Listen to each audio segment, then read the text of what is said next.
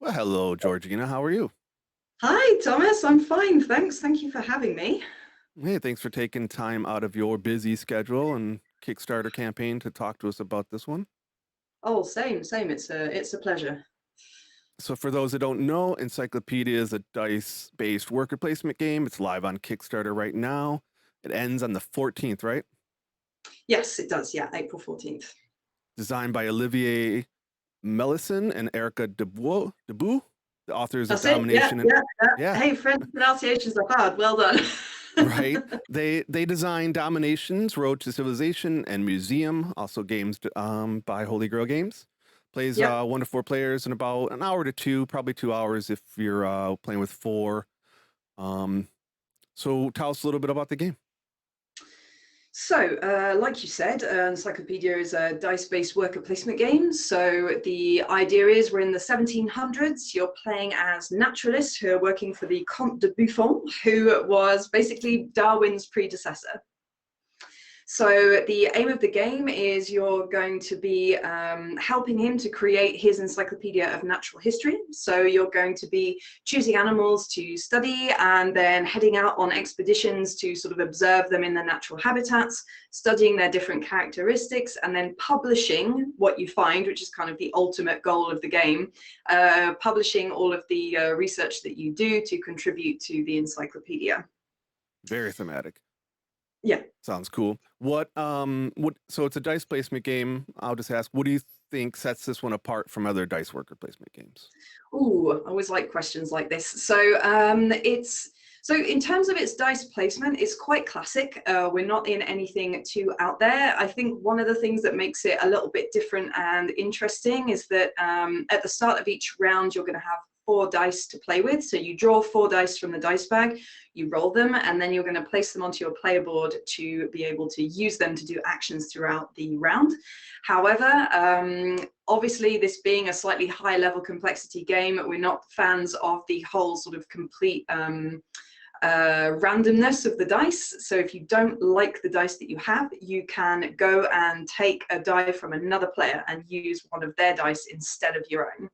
It Oh, doesn't very cool. cost you anything to do it. The player that you take the die from gets a bonus if you take one of theirs. So a little fun strategic element that it adds to the game, I find. Some interaction too, some positive Yeah. interaction. So speaking of complexity, how would you rate this game overall? So we're definitely in sort of mid-weight Euro, I would say. So we've had a lot of people comparing the game to a Wingspan. I've The seen, mechanics aren't actually like Wingspan, but there are birds in it, that's for sure. right? It's a little bit more complex than Wingspan, I would say, but probably not too much more. I would say we're looking at kind of Lords of Waterdeep or Taverns of Tiefenthal if you want a kind of comparable game in terms of mechanics and complexity. Very good examples. So let's go ahead and have you take us through a sample turn. We've got the board loaded here. Absolutely. So we have got this set up so that we've each drawn our 4 dice from the bag. You are player red, I am player blue. And at the start of the game, we also get to take 2 animals each from the board and place them below our player board, which we've done. The animals that we take are then refreshed, and the 6 that we have on the board here are the ones that we are going to have available for this entire round. Sorry, I was trying to scroll and look at your animals real quick. So you got snake and turtle. I got 2 birds. Absolutely. So I Right. think actually you're player red, so you have the snake and the turtle, and the 2 birds are mine. It switched us on us from before. Uh-oh. Hands off my I birds. It's because you came in after. So yeah, I'll have to rechange my scene for that, but that's fine. So yeah, we have some let's look at the board here. Um Okay. Let me So back up. essentially, if you look at the board, you've got laid out from top to bottom the 6 actions that you can do Okay. in kind of like order of importance. All right. And the layout of the board is super thematic as well. So it actually makes this game really fun to explain. I've done a lot of events with this game now, and it's probably the one that I enjoy the most explaining for 8 hours a day. Right. So essentially, the top 3 actions that we have here on the board are going to be all preparation and resource generation. I'm looking at the So first one on essentially, top left now. Yeah. that's the one. So top left, we have the embassy. So the embassy is going to give you resources that are going to be all about mitigating the randomness of your dice. So when I place a die on this area of the board, I am going to be able to take 1 to 3 expedition tokens, depending on the value of the die that I place. So a value of 1 to 2 is going to get me 1 token, but a 5 or a 6 is going to get me 3. These tokens can be used for 2 different things. Essentially, I can expend one of these tokens to change the color of one of my die. So super useful, because some of Okay. the actions are dependent on the color or the value of the dice that I place. Okay. So super handy. And I can also use these expedition tokens to increase the value of an expedition action that I carry out by 2. Okay. We'll get to that. So we'll get to that. So that's one of the actions you can do. The second action is the bank. Obviously, you are a naturalist going out on expeditions. Those expeditions cost money. You're going to need resources to do it. So when you visit the bank, you place a die here. The color doesn't matter. The value of the die doesn't matter either. The only thing that matters is the fact that you place a die and you get 5 coins in exchange. Okay. On top of that, the first player to place a die here gets to become first player. So that's what the little symbol there means. There's no limit to the amount of dice you can place on here during your turn. Go for it, make the money, get that bread. Is that the same for all the spots, or each one different? Yes. Basically, if there's a limit to the amount of spots you can, the amount of dice you can place, there will be very clearly delimited spots. So here's number 3 in the middle. That's the one. So this is the third one. This is the university. So you've got your money. You're visiting to the embassy, and your third action is going to be to hire your research team. So at the university, we're going to be able to take an expert card. So when I'm at the university, the value of the die doesn't matter, but if the color of the die I place matches the color of the card that I take, then I'm going to get an expedition token as a bonus, and that's what this little symbol here means. So basically, what these expert cards, so what the expert cards do is they're going to give me bonuses for in-game. So it can be engine building for sort of a constant bonus throughout play. It can be an end of game scoring bonus, or it can be just a one-off, one-shot, I spend it and discard it bonus from these. So I can take one of these cards and place them onto my player board. Mm-hmm.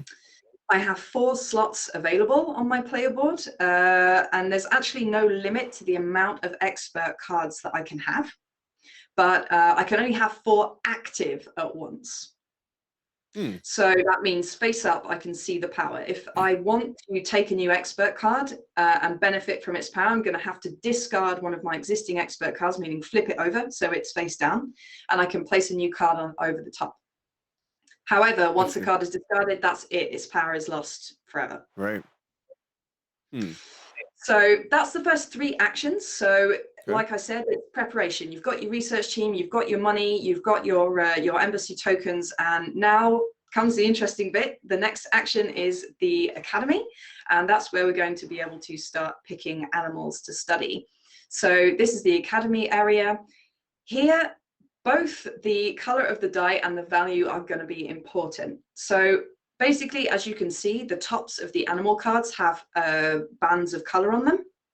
So that is their continent of origin. It's exactly the same thing for the expert cards. The band of color on the expert is what country they're originally from, or continent they're originally from, rather.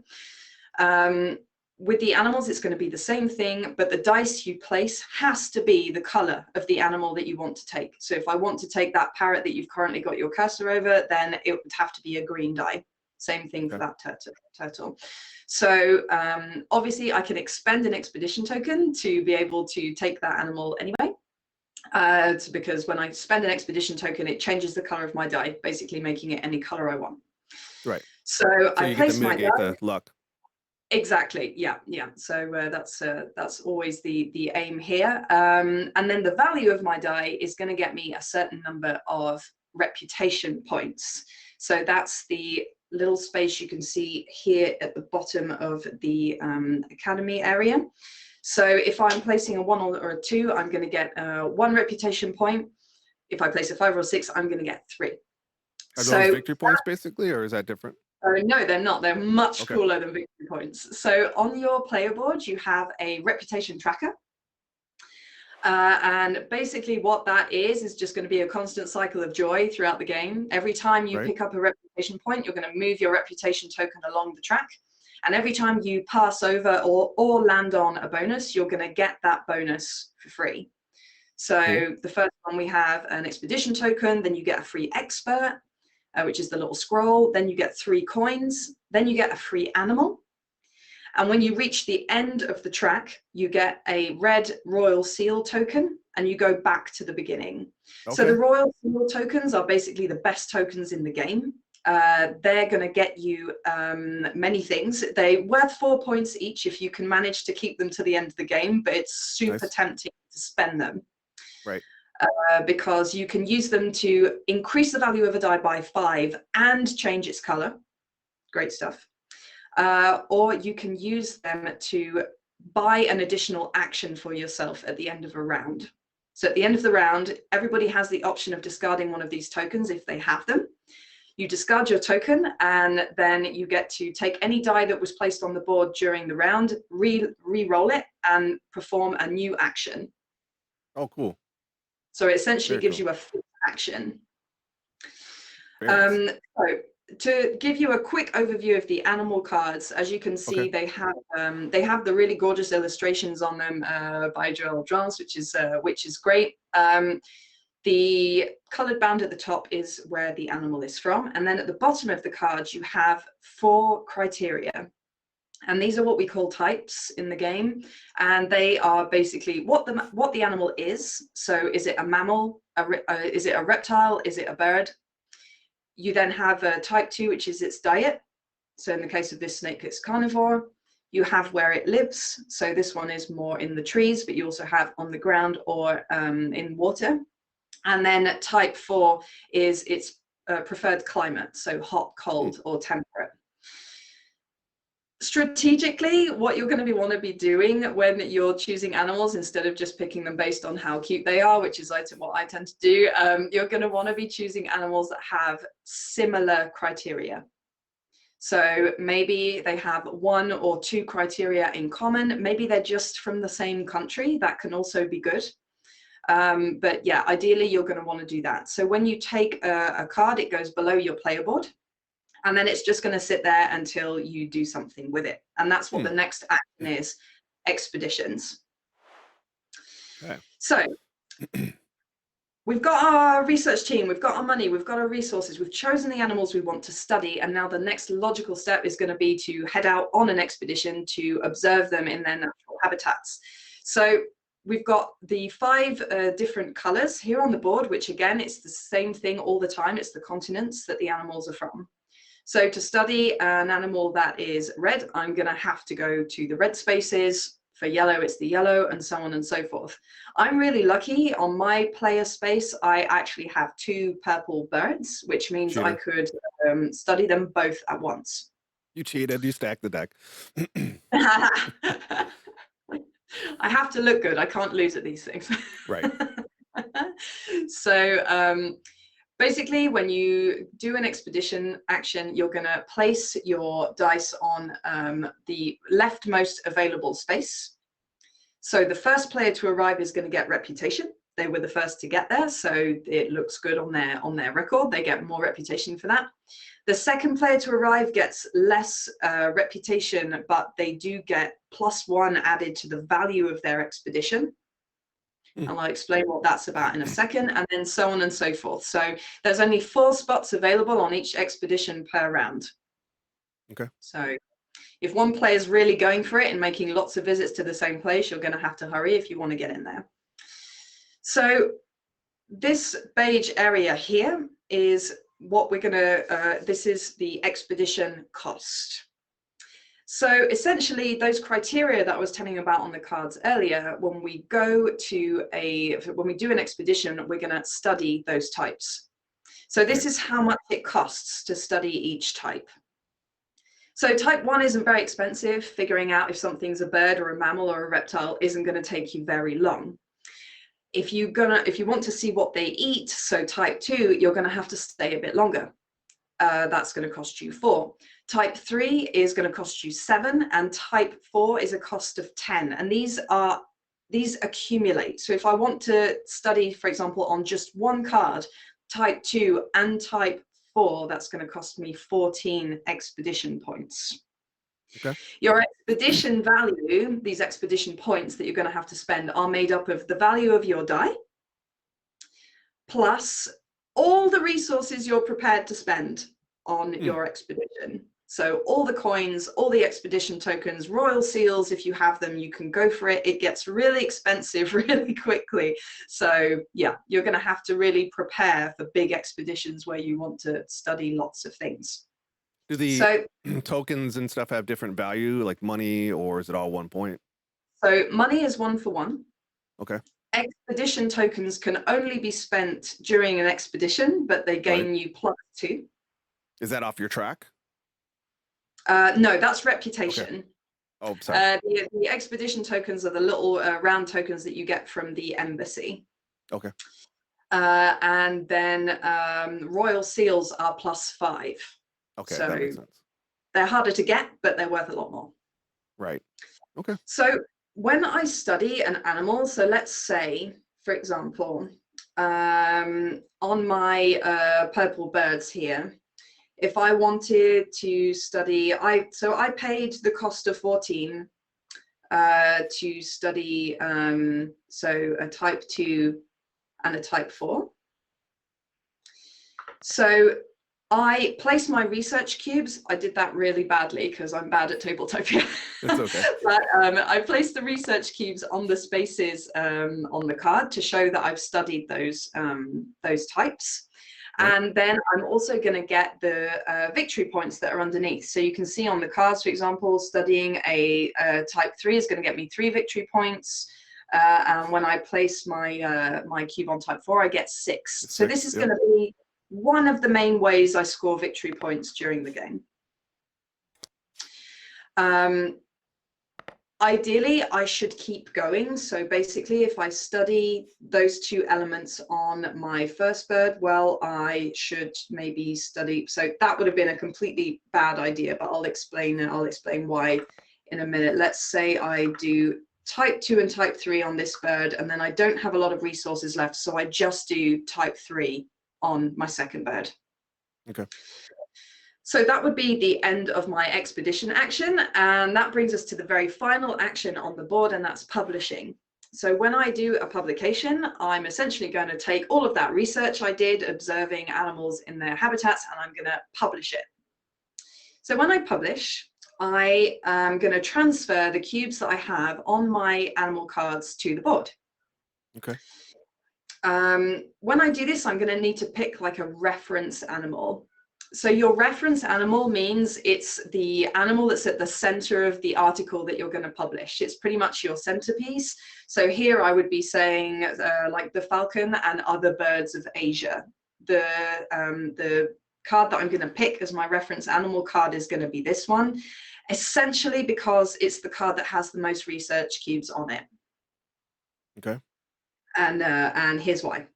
So when I publish, I'm going to take my reference animal and I'm going to pop those onto the board. So I need a dice to do this, obviously. I say obviously, I didn't actually explain it. So I'm going to need a dice, again, of the same color as my reference animal. And then of the value, depending on how high a type I want to publish about, I will need a higher value die. It's all explained on the player aid. So I take my reference animal, I transfer my research cubes onto the board. They're my color, so everybody will know which player published what. I immediately score the victory points on that space. So I'm going to get 3 + 5 for this, so 8 points. Once I've done my reference animal, I can then publish research cubes from all other animals I have that have at least one thing in common with my reference animal. Because if they have nothing to do with my reference animal, then my article isn't going to make any sense. Right. So my second bird is purple. It also has a research cube on trees, which Right. is a common factor with my reference animals. So I'm going to be able to transfer that to the board and get 5 points for that as well. Once I'm done with that, the final thing I'm going to be able to do is all of the cards that are the same color as my reference animal, I'm going to put to one side. And at the end of the game, I'm going to score additional points for collections of cards of the same color that I have. So basically, we're in worker placement, but we're also in set collection for the end of the game. So during the game, I'm basically going to be scoring points by studying animals and publishing my findings. And then at the end of the game, I'll get additional points based on collections that I form of cards of the same color. And this includes expert cards. Right. Which is why it can be super useful to have quite a lot of discarded expert cards because they will contribute to my collections at the end of the game. Cool. And then I'm also going to score points for my collections of research cubes on the board. So each, the amount of cubes that I have, for example, on carnivore at the end of the game is going to score me points. And really? then I'll also score points for my tree collection and so on and so forth. So the collections Is can there get first place or second place on those, or does everybody get their points no matter what? everybody gets their points Okay, no matter cool. what. It's already Good. tricky. No, yeah, there's a lot more to think about than I Yeah. anticipated, actually. Yeah. Let's try and maybe go through a sample turn if Let's I do can it. follow along, and we'll go from there. Let's use your board since it's Okay, great. preset. I'll stop choosing and take my my cubes off of the board. Okay. So essentially at the start of the game, let's say I'm going to have a look at what dice you have because that could actually be handy for me. Just refresh or remind me and everybody, are we drawing dice from a bag? So the dice are drawn from a bag. Right. So randomly, you're going to roll them, which is random as well. Right. And then you're going to place them on your player board. What's cool about this player board is that you can see next to each dice spot, there's a little bonus, except for this one. Okay. So you basically what these bonuses mean is that is what you get if a player takes your dice from that spot. Oh, okay. So if I were to take your dice number 3, for example, you get 2 reputation points immediately.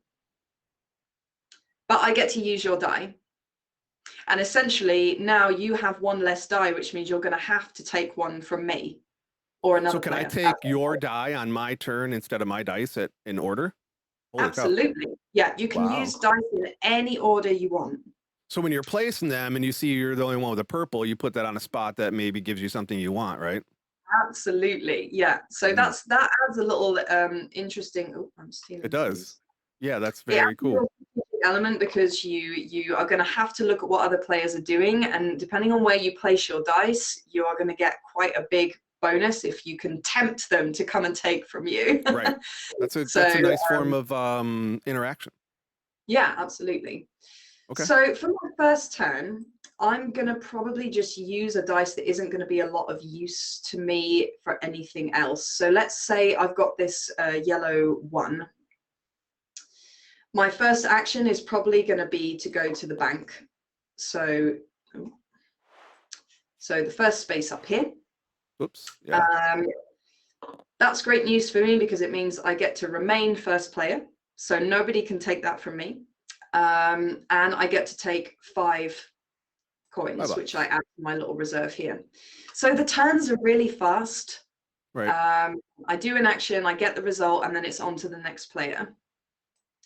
So in general, your first Sorry, didn't hear you. No, I just had to save this camera for quickness. Okay, so then I gotta decide, right? And I'm gonna have no idea. So guide me here. What's a good move? So in general, for the beginning of the game, your best move is going to just be to grab some resources. Right. So either the embassy, so the top left-hand corner, or the bank, the top right-hand corner. Depending on the value of the die you use, if it's a high value, I would say go for the embassy because you get more expedition tokens Right, for I've that. got a 5 here, Yeah, right? And that'd be so you spot go in 1 there, up here, right? and so because it's a value 5, you get to take 3 expedition 3. tokens for that, which is great. Yeah, let's do that. So 3 expedition tokens. I'll just throw them onto the table for you. That's fine. And so next up for me, so I could go straight into an expedition, but it's going to be expensive for me. I have 2 cards of the same color, so I know that it's going to be a bit expensive for me to manage. What I could do is I can see that there are cards on the board that are going to interest me for my collections. So, for example, this green parrot has the tree type on it, which is going to be useful for me. Right. It so happens that I do have a green dice, so that's cool. And it's also a high value, which is handy for this as well. So I'm going to place the die here. I'm going to take this animal card and add it to my little collection below my board. And because I placed a value of 4, I'm going to get reputation points as shown on this part of the board here. So I'm going to get 2 reputation points for that. If I wanted, I could spend 1 coin to increase the value of my die. So that's what coins are used for. Okay. I can't believe I forgot to explain that. Right. Well, I'm glad we mentioned it now. So coins are another way to mitigate the luck. So coins are what they're used for. Coins are used to mitigate the randomness of dice's value. And expeditions are used for the color. Okay. So I could use 1 coin to increase the value of my dice by 1. So that takes it to a 5. And now I get 3 reputation. So I get to move 1, 3 along the reputation track. And because I moved over the expedition token bonus, that's going to get me an expedition token. Cool. So that's pretty useful for me. That's the end of my turn. So it's on to you again. So what have you got? So you have a blue card here. Mm-hmm. You could as well go straight for an expedition. What you need to be looking at with these 2 cards here is that these 2 cards have 3 types in common between them. So they're both reptiles. Yep. So studying a reptile isn't going to get you a lot of points during the game because it's a type 1. However, they're also very cheap to study. So if you want lots of end of game scoring by doing big collections, that can be a great idea. However, they also have the grassland type and the same climate. So the type 3 and the type 4 on these 2 are the same. So ideally, when you go on an expedition, you're going to want to be studying as many common points between these cards as you can. Yeah. At least 1 or 2 is going to be great. You're not going to be able to. That's going to be more expensive for me if I do that. So I need to work up to that. Definitely. But you could choose not to study all of the common points that they have. You could say, well, I'm going to do type 4, which is really expensive, but I'll only do type 1 as well, instead of doing the type 3 too. Or you could do type 1 and type 3. Type 3 and type 4 if you're really feeling it and you think you're going to be able to have enough resources to do it. So that's something that you could do. Let's say, for argument's sake, that you want to do type 1 and type 3 on this card, because it's going to be the easiest option for you earlier in the game because it doesn't cost you too much. So you know that you're going to need 7 expedition value to study the type 3, and you're going to need 2 expedition value to study the type 1. So that's Is it 6 for type 3? I see 3 and 3. So that's not how much it costs. That's the victory points you gain when you do it. Right. Sorry. Where it is to study is here on the board on the expedition space. So once you oh, you're right. I'm sorry. Yeah. So that's fine. It's it honestly the expedition costs is the trickiest part of the game. Once you get the hang of it, it's super simple, but admittedly the first time you play it's a bit of a brain bender because it's a lot of calculation to do. But basically, if you want to study type 1 and type 3, you're going to need 7 plus 2, so 9. That's not too bad. You could actually afford to do it. Really? I have 3 expedition, right? How many does that give me? Is that 1 for 1? stole your card. Let's say you come and take a dice from me, because you can see here that I have a blue on my board. Yep. On top of that, if you take that die from me, I'm not going to get anything because that's on my no bonus spot. Right. So you're going to go and do an expedition here. So you're going to go to the blue space. Yep. If you can move the die for me. I've got the dice there for you. Okay. So you're immediately going to get 3 reputation points, which is great. So you're going to move 3 points along the reputation track. And you're also going to get a new expedition token. So great stuff. Now, because you're doing a blue expedition, you cannot study your red card at the same time. You can only do the blue. Okay. But that's actually cool for you because it makes it cheaper, and that's what makes it so that you can afford it. So you need 9. So your dice is a value 3. Right. So you only need 6. So 3 expedition tokens, and you're home free. I have 1 up here that I didn't notice. You have 1 up there, and you've also got 3 coins, which is what you start with at the beginning of the game when you're second player. So you can spend 6 values worth of resources. So probably in this case, it would be worth doing probably the 3 expedition tokens in your case, actually, because otherwise you're going to end up with change. Okay. So that's cool, and you now get to place your research cubes. So type 1, and which doesn't get you any points, and type 3, which is going to get you 3 points if memory serves. Yes. So you've got your red. That gets you 3 victory points straight off the bat. So if you can see how things kind of combo up, so I do my reputation, I move along the reputation tracker, that gets me a resource. If I take a dice from another player, or if a player takes a dice from me, everybody's reputation track is going to be moving all the time, which means sometimes resources can just fall on you that you didn't expect. It's a cool thing that it's not a frustrating game, in that you always have options. There's always something that you can do. Right. Even if I'd like to talk about the end game stuff in those. So like maybe on your turn, we can look at how those work. So I would basically do a research. You put the cubes on here on the actual card, but don't they go on the board too? Yes. So that so the cubes go onto your cards during a expedition action, and then when you do a publication. When you do a publication, your cubes are then transferred onto the board because you've essentially shared what you discovered with everybody else. So on my turn, I can't do a publication because I haven't done an expedition yet. Let's see, can I afford it? I might be able to afford it. You've got a purple 3. I could get a 4, 2, 4, 5, 10. So I can only do 10 plus 3. I'm not quite there in terms of the amount of resources that I would need for this to go well for me. So I think what I might do instead of stealing resources from you, I'm going to use your dice of value 4. Okay. And I'm going to place it here, which is going to get me 2 expedition tokens, because they're always useful. And because I took that die from you, you're going to get 2 coins.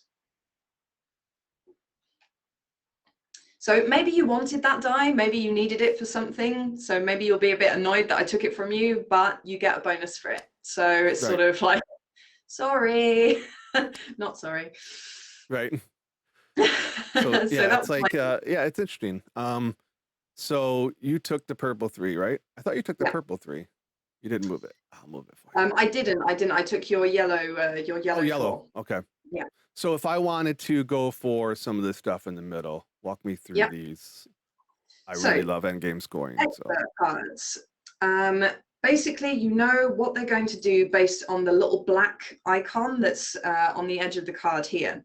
So the little lightning symbol means that's an effect you Oh, there it gain is. one Okay. shot immediately. So this card, you get 3 reputation points and then you immediately discard. Okay. This one is all throughout the game. So essentially, if you take this card, every time you go to the bank, so when you place a dice on the coin space, you're going to get 2 victory points. Oh, wow. Pretty good. Yeah. This one is the publication action. So with this card, every time you publish, you're going to get 3 coins. Cool. Also handy. This card is end of game scoring. So essentially at the end of the game, I'm going to be able to add 2 cubes to the omnivore space on the publication part of the board. So it's going to be as if I had 2 more research cubes than I actually placed during the game. Oh, so then it kind of gives you a, excuse me, I didn't mean to cut you off. It gives you an objective too, right? Because you're going to want to go for animals with those types. Absolutely. So if if my starting animals had a bit of omnivore on them, and I can see that there are cards on the board that have omnivore too, it can be a good idea to try and take that card right from the beginning.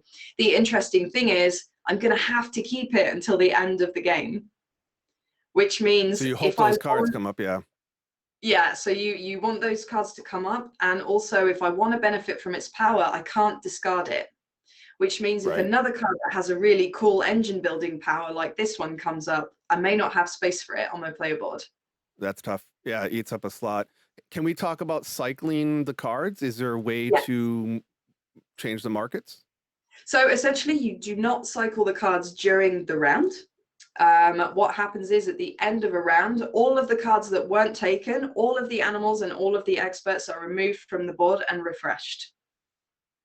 Oh. If all of the cards are taken during the round, tough. You got to wait till the end of the round and the beginning of the next round to get new cards. Okay, so they're all going to go away at the end of the round. Yeah. So if there's a card in there that you really want, you're going to have to get it this round. Otherwise, it's gone forever. Yikes.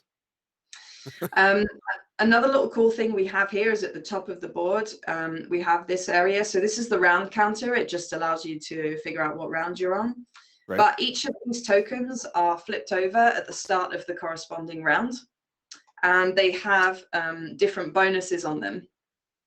So essentially, if this were a game we were playing, then at the beginning of the first round, we would each get to take an extra animal card, which is a huge boost for the start of the game. Right. Round 2, we'd be able to do the same thing, which is really lucky. That happens very rarely.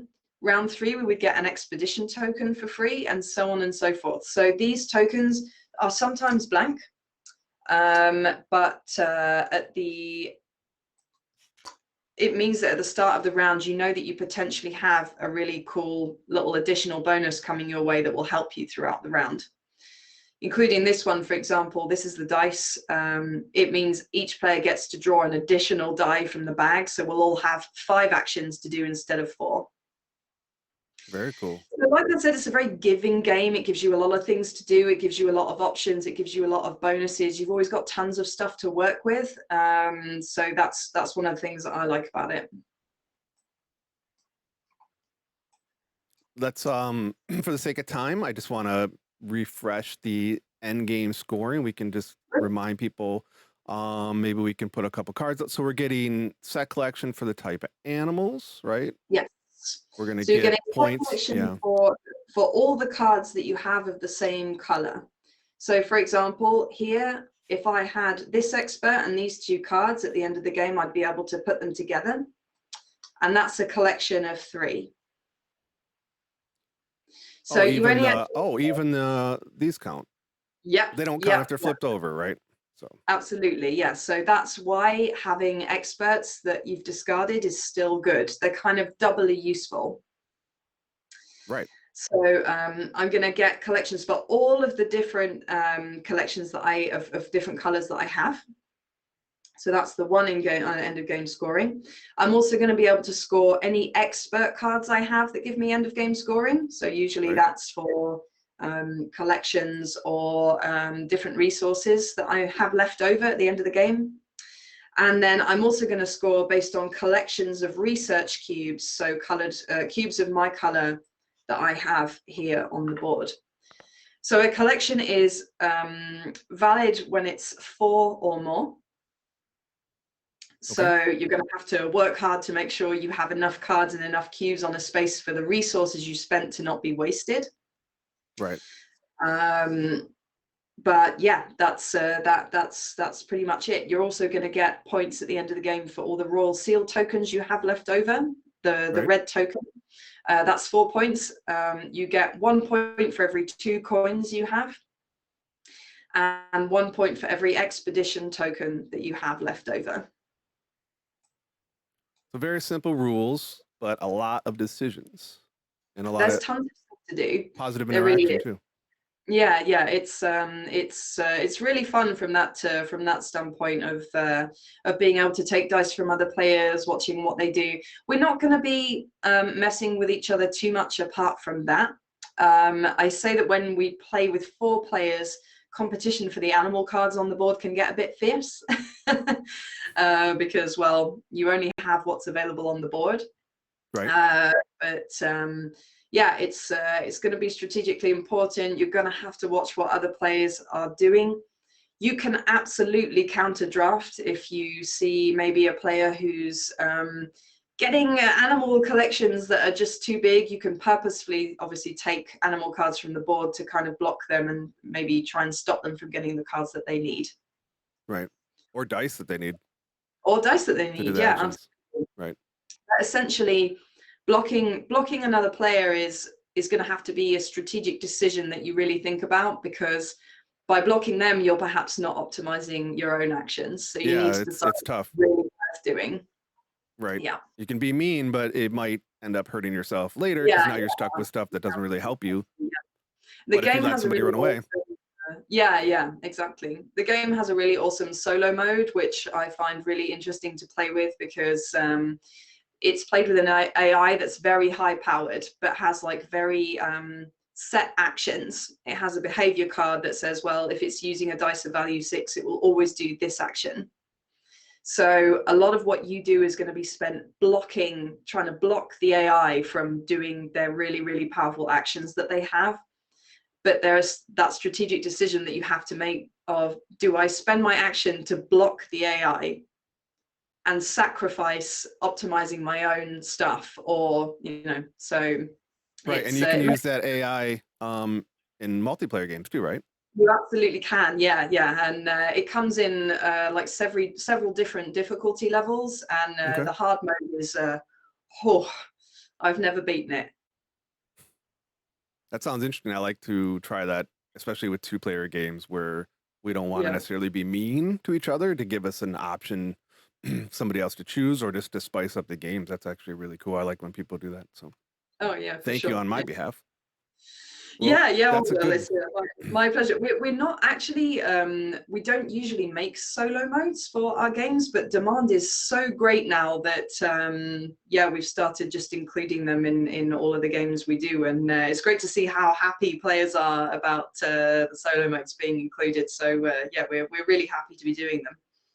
yeah, definitely like when it's also an option to use in multiplayer. It gives you the choice to Yeah, keep things, fresh. But I really appreciate yeah. you taking the time out today. This game looks Oh, my like pleasure. something we I would hope my like for explanation sure. wasn't too long-winded, but No, it's okay. it's There's a lot going on. It's good for people to see, what exactly is involved and some of the decisions that are to be made. Hopefully, yes. this videos help people decide if it's something they want to look into further, or maybe go pledge now. Obviously, you would appreciate that. So, with that, I'll keep Absolutely. I this. mean, the campaign's going really well, and if there's anybody watching who's already back, thank you so much. We're really, really grateful. This has been a great campaign for us. We're really happy. Right. And for those that don't know, you're a smaller publisher. This is the type of campaign that actually really needs the support from crowdfunding to make this happen. So Yeah, definitely. I mean, we're really grateful. We're a small team of 6 people in France, and we're all, passionate gamers, and it's really exciting to do a project like this that we've really poured a lot of time and love into, and see people enjoying it as much as they are. So that's wonderful. We're really grateful for the support. I think I'm backing. So I'll be definitely trying out the demo later. We try to only promote games that I feel are something that I would pledge for anyway. That's part of the criteria Yeah. and process. So I've always enjoyed working with you, and I think you guys make great games. I think this one looks solid. Hopefully people, like I said, have found this helpful. And with that, thank you for your time, and we'll come this to an end, so I don't have to keep rambling anymore and take up more of your time. Thank So you very much thank you for having again, me. and thanks for watching. And if you enjoy it, please like the videos and make sure to check out the campaign, which ends on the 12th or the 14th. 14th. 14th. Okay. Thank you very much again. Have a good day. Thank you. Bye.